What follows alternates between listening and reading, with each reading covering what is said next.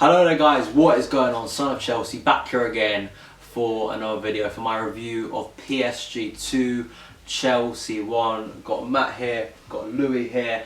We've actually just been recording Gogglebox for 100% Chelsea. You'll see our instant kind of reactions. I think that video will be out tomorrow, so you can check our reaction to the Mikel goal and all the other stuff that went on in the game. But to be honest lads, I'm not too depressed. You know, it's a 180-minute game, isn't it? And alright, we lost, and it was a little bit disappointing that our defence lost a bit of concentration for Cavani, who always seems to score against us. I'll start off with Louis. What's your reflections on the game? 100% agree. I think if we look at the game itself rather than say the 180 minutes, in the 90 minutes, I think we played well. We kept our shape, which is what we needed to do because obviously the team wasn't at its full strength. Zoom was out, Terry's out, Matic was out with the suspension.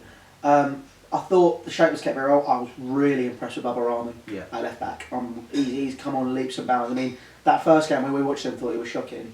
After calling to have his name on the team sheet for ages, and then to see him play, throwing it at the deep end against PSG, and to perform how he did, keeping hold of Di Maria and Lucas to stop them charging forward as they always do, and making those vital tackles, I thought was absolutely brilliant. Kind of ask you a different question. Who do you think really stood out tonight for Chelsea? We just spoke about Ibrahimović. Anyone else for you who really kind of stood out in what was, in most a very defensive performance? I liked Eden Hazard tonight. I thought he really was looking near his best again. Although there was no assist or goal on the sheet today, he was getting the passes, he was getting the runs, he was taking on players, which is good to see because it's what he's in the Chelsea side to do. Yeah. And it was nice to see Fabregas sitting deep. It was intent from Hiddink that he wanted a positive result. Yeah. Although we've lost the game, it is a positive result because it's a 2-1 loss over an 180-minute game, as we've said. I think Ibrahimović and Cahill was sensational at the heart of the defence today. They really, really held it together, and John Terry will be back in London feeling proud of his two friends who have really stood up tonight. Yeah, I think definitely. I mean, you talk about Ibrahimović, who's had so much criticism this season. Talk about Cahill as well, who's been fighting for his place, constantly behind Kurt Zouma. Those two, I think the back four done really well. Dave, solid as ever. The two goals, sure, you have the deflection itself off of the free kick. That sort of thing can happen. We've discussed that it wasn't it was a stupid move from Mikel to turn around. You could blame him for that. Second goal was a lack of concentration. I think I was saying during the game that I thought if JT's there, that doesn't happen because we don't usually get caught out like that. Take nothing away from Cavani, who's a brilliant striker. I don't know what he's doing on the bench, especially with his record against Chelsea.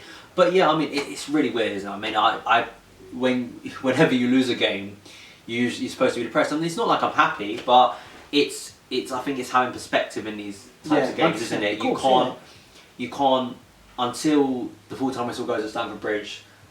Then we'll be able to either be really happy or really sad. You can't. It's really weird with these types of games. You've got to remember as well, PSG have lost one of their last 37 games in all competitions, which is only a 1-0 away loss at the Bernabeu, which is Real Madrid. Yeah. And they were saying in the game as well. I think they said since we last played them, they've only lost once at home, and that was to Barcelona last season. It's Barcelona as well. And I mean Barcelona were rampant, and they still are the best team in the world. 100%, definitely. And I just think, like you're saying, towards the end, despite the fact that we're going into the second leg 2-1 down, like you're saying, look at it with perspective. There was a lapse in concentration. It would have been nicer to go in 1-1, but you can't have it. Well, the way you look at it as well, if I have my maths right, because of the away goal, if we win 1-0, we go through. Yeah, 100%. That's the way we can't look to rely on that 1-0. No, absolutely We've got to go into the game thinking PSG. They've probably.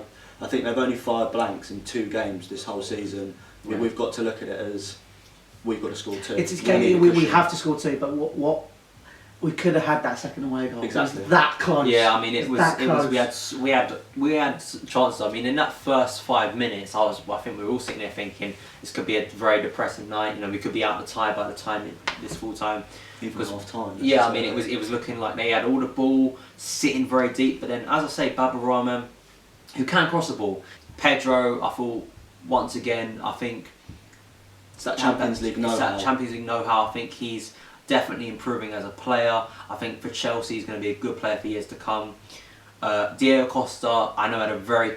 The weird thing was he had a very quiet night, but I think... But he did his job. But he did... The problem is because it was such a defensive display, it was very hard for him to get into the game, wasn't it? It was, Yeah. And he had that one chance, which I have to say was brilliant. I don't think you can blame Costa. I know he heads it a little bit further to the left of the keeper or to the right of the keeper. No, but in the positioning he had, you could not have headed that any better. Do you know what I mean? 9 times out of 10 he's probably scoring that, isn't he? That probably goes in the back of the net. But it was a fine save from their goalkeeper's trap, you know. So I think overall, I think the perspective is it's disappointing. The lapse in concentration, the unbeaten record's gone.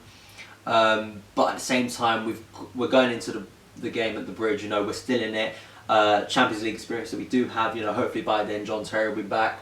You know, and things may have changed. I'd like to see Hiddink possibly keep Ivanović and Cahill at the back for the next couple of weeks, just so it's not a one-off tonight and then it's back to Cahill. Well, I mean, if Ivanović you look at, I hate to say it, but Rafa Benitez, when he didn't want Terry on the side and he had Cahill and Ivanović, who's the two centre halves, it looked really solid. It looked decent. Ivanović is a solid defender. He will always be a solid defender. Every time he's been skinned this year, it has been for pace. It's not that the opposing player has outskilled him, which has happened a few times, but it's more based on the pace. The Balassis, the Sanchez's. They're outpacing him on the wing. He doesn't have that pace. Yeah, and when you've got Dave in front of you, especially more Dave to the side of you, you know, he can cover that pace. Well, positionally, he's got that defensive brain of John Terry. It's the same sort of brain. Reads the situation.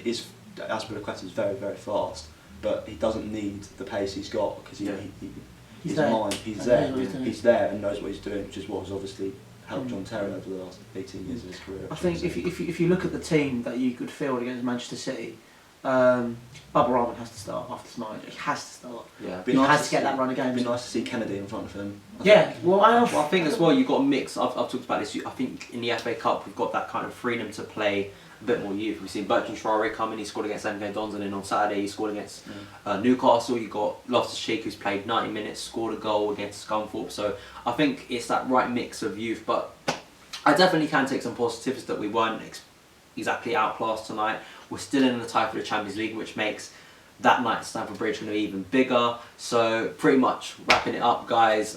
It's disappointing to lose as always, but at the same time, I think a lot of those players played well. Some of the fringe players played very well, considering we lost JT. Also, going into the game on Sunday, I think we're all a lot more confident. Hopefully for that game on Sunday, which is a massive game, because I think our best chances of winning the season is the FA Cup. I do think we can win that tournament. But thank you, Matt. Thank you, Louis. Guys, follow me on Twitter at SonOfChelsea. Also subscribe, and I'll see you again. Hello there, guys. What is going on? Son of Chelsea back here again for another video. It's time for my Q&A. Thank you guys for all of your questions that you submitted in the comments to that video that I left last week. Apologies to those that I couldn't read out, but right